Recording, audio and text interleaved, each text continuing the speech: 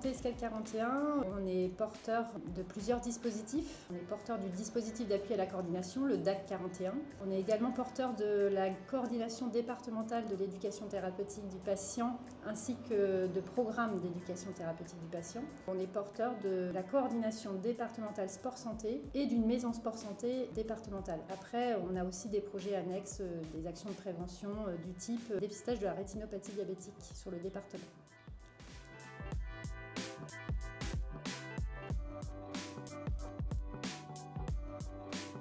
On va la retrouver sur l'éducation thérapeutique, sur l'activité physique adaptée avec la maison sport santé, sur la coordination de parcours à travers les parcours complexes au niveau du DAC. Ils ont toujours une action d'éducation, une action préventive. Et puis on va la retrouver aussi sur la prévention ciblée avec le dépistage de la rétinopathie diabétique ou alors les soins de support en oncologie également.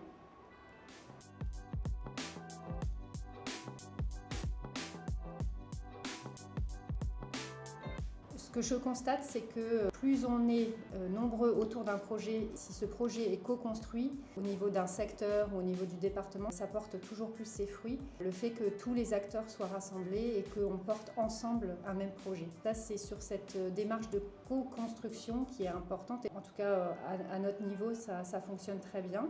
On est moins descendant et qu'on est plus sur une démarche participative. Je pense que c'est une évolution qui est là depuis un certain temps. De manière générale, je pense qu'on le constate, on est plus quand même sur faire attention à faire participer les concernés, tous les acteurs, etc.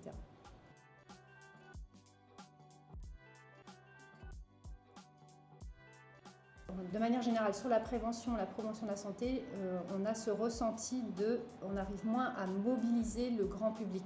Du fait peut-être des actualités, de l'évolution de la société qui fait que quand même, de manière générale, je trouve que la mobilisation des gens, c'est compliqué. Ça l'a toujours été, mais peut-être un peu plus maintenant. Pour beaucoup de nos projets, malheureusement, c'est le frein financier, parce qu'on est toujours limité et du coup contraint par des financements qui sont limités. Donc forcément, on ne peut pas faire ce qu'on voudrait.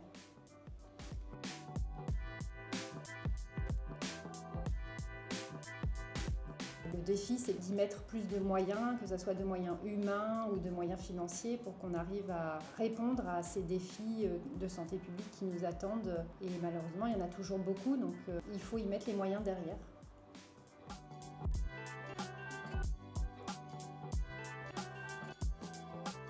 FRAPS, en fait, elle peut, moi, à mon niveau, en tant que coordinatrice départementale de l'éducation thérapeutique ou du sport santé, elle peut vraiment m'aider sur plusieurs volets. Je dirais le volet formation. La FRAPS propose de la formation continue, de manière générale sur la prévention, donc forcément l'éducation thérapeutique et le sport santé en font partie. Elle peut m'aider sur la mise en réseau avec d'autres acteurs, puisque la FRAPS travaille avec tous les acteurs de la prévention, dont on fait partie, donc forcément le réseautage est important.